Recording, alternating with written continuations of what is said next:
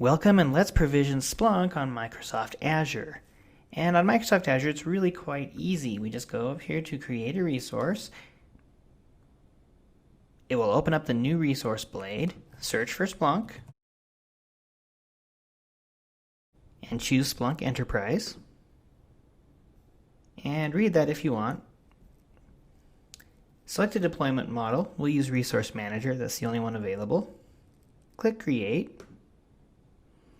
And we'll configure it. So what this is doing is this provisions at least one virtual machine and will install Splunk on that virtual machine.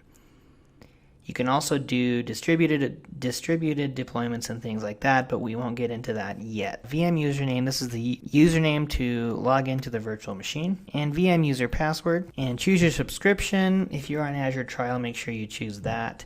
If you have a Visual Studio Professional license, you get $50 a month. I'm going to create a new resource group because I don't have any existing resource groups to use.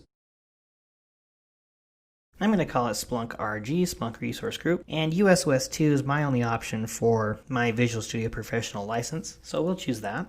And then it asks you to set up your VNet, which is an Azure Virtual Network. So let's click on that and click OK. We can keep the defaults there. And now configure subnets. Azure by default wants to put the search head and the indexer in different subnets. This is, of course, for a distributed deployment because in a small departmental deployment, the search head and the indexer might be the same machine. But for right now, let's just use the defaults that Azure has and click OK. And then click OK. And here we do a Splunk deployment type. We can do a single node, which is a departmental deployment, or we can do a cluster, which is a distributed deployment, like a small enterprise or large enterprise deployment. Right now, let's just do a single node and click OK. And we'll need a DNS domain name for Splunk. And the Splunk admin password. Create whatever you want. And you can, if you're deploying this in production, restrict IP ranges from which you can receive data.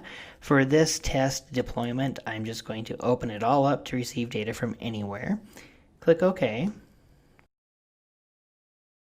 And it will run the final validation. If everything looks good, click OK, and click Create, and it'll take a few minutes to deploy. And we can check on our deployment progress by clicking on this little bell icon up here, and it will show us exactly what it's doing and at what stage it's at the deployment. And when it's done, we can click on Resource Groups here and bring up the Resource Group blade, and we can see that Splunk RG resource group that I created. And let's click on that and see everything that's inside that resource group. We have a public IP, a virtual network, a virtual machine availability set, a standalone NIC for the virtual machine, a network security group, and a standalone VM. This is where Splunk is actually installed. And let's take a look at the standalone VM. And we have a public IP address right here. And we also have a DNS name now. By default, Azure wants us to use the DNS name to connect to our Splunk instance. So we'll copy that, open up a new browser tab, paste.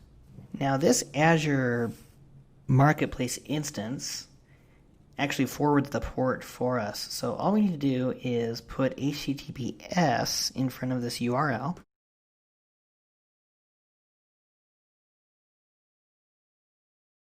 And proceed. And here's our Splunk Enterprise instance running on Azure. Let's log in. Remember when we were setting up the password, when we were provisioning the instance, that's the password we're going to use here. And there's Splunk on Azure. Now notice this is not the newest version. So until Azure updates their Marketplace instance, what we can do is simply provision a regular virtual machine and then follow the either Linux or Windows Splunk installation instructions in upcoming videos. And I thank you for joining me in this video, and I look forward to seeing you next time.